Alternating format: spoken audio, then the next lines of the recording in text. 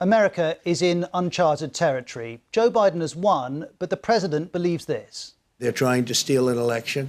They're trying to rig an election, and we can't let that happen. Joe Biden has won, but this is the Secretary of State. There will be a smooth transition to a second Trump administration. The president has not conceded, is not helping the transition of power. So is American democracy in crisis? Well, there's no shortage of people making the case. The New Statesman says darkness has fallen on American democracy. An article in Foreign Affairs magazine argues the problems are long-term and that this president has severely damaged the norms of American democracy. And the president is nothing if not consistent. He alleged there was widespread voter fraud in 2016. There wasn't. He's saying the same thing this time, again without evidence. And he's sharing videos like this, asking, is this what our country has come to? Those are mail-in ballots being collected in a normal and legal way.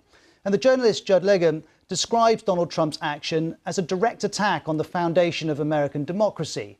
But are those actions having an impact? Well, we know some Americans no longer trust the system, and their words echo the president. There is questions about some of the irregularities. There's some questions about the integrity of those results. I think there's a tremendous amount of fraud based on what we've actually heard and what we've learned from some reputable sources. Facebook has had to take down groups devoted to this, and we're seeing it on the streets too.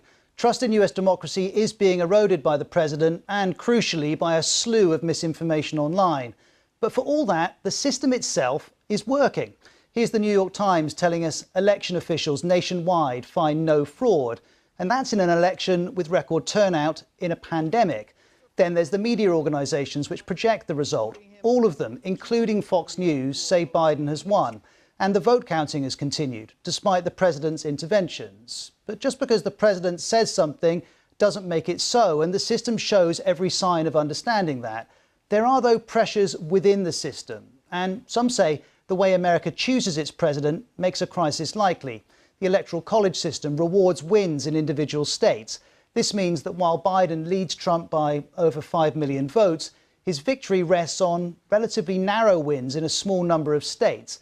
They give him the Electoral College majority he needs. And the MSNBC host Chris Hayes argues that's a risk, tweeting, "The Electoral College is just a disaster waiting to happen.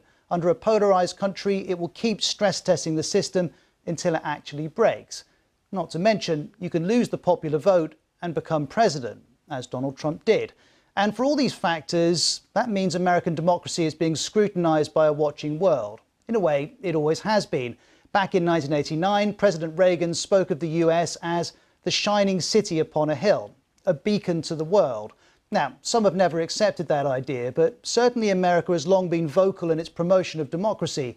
That becomes harder when the president and some Americans believe their democracy cannot be trusted. Whether that constitutes a crisis depends on whether those beliefs outlast the Trump presidency. History and 10 minutes on social media suggest they will.